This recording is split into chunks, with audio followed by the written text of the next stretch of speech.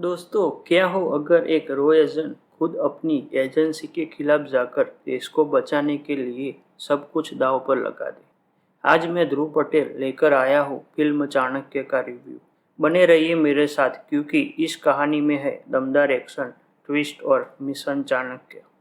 Movie की शुरुआत होती है रो चीफ कुलकर्णी से, जो एक खतरनाक मिशन प्लान करते हैं। टारगेट है अब्दुल सलीम, जो भारत के सबसे वांछित आतंकी इब्राहिम कुरैशी का दाहिना हाथ है। इसके लिए एजेंट अर्जुन को बुलाया जाता है, जो डबल लाइफ जी रहा है। एक तरफ रो एजेंट और दूसरी तरफ बैंक कर्मचारी रामकृष्ण। अर्जुन और उसकी टीम मिलकर सलीम को पकड़ने में कामयाब हो जाते हैं, लेकिन अर्जुन को शक है कि अगर सलीम को जेल भेजा गया तो उसे छुड़ाने की कोशिश जरूर होगी, और ऐसा ही होता है। पुलिस काफिलों पर हेलीकॉप्टर से हमला होता है और सलीम को छुड़ा लिया जाता है।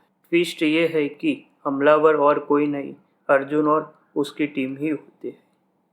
अर्जुन सलीम को मार देता है क्योंकि उसके जिंदा रहने से देश को खतरा हो सकता है। इसके बाद कहानी में आता है असली धमाका। अर्जुन अपनी गर्लफ्रेंड के साथ होता है और तभी उस पर हमला होता है। उसे पता चलता है कि उसके साथी एजेंट का अपहरण हो गया है। ये काम किया है सोहेल ने, जो इब्राहिम का बेटा है। अब सोहेल अर्जुन को कराची बुलाता है। अर्जुन रो से मदद मांगता है, लेकिन रो उसे डिसअप्रूव कर देती है।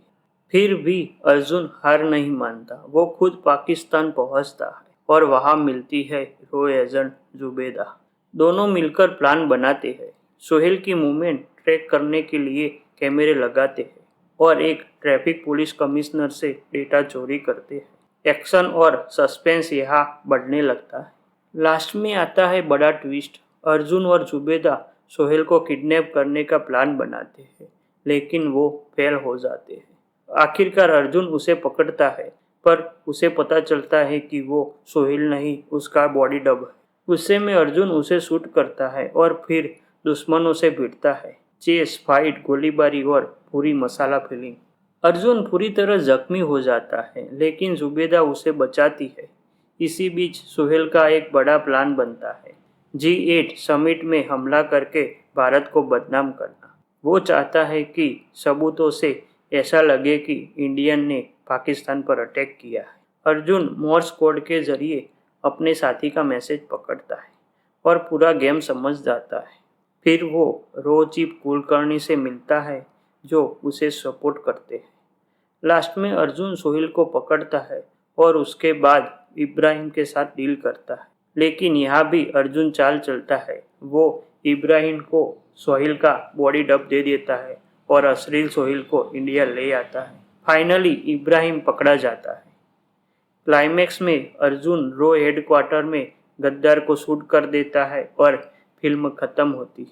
मूवी के पॉजिटिव है स्टोरी और एक्शन सीन बहुत दमदार है। मूवी के नेगेटिव है कहानी थोड़ी आपको लंबी लगेगी। मूवी को मैं 5 में से 3.5 स्टार देने वाला हूँ। अगर आपको एक्शन थ्रिलर पसंद है तो ये मूवी आप एक बार डेफिनेटली देखना।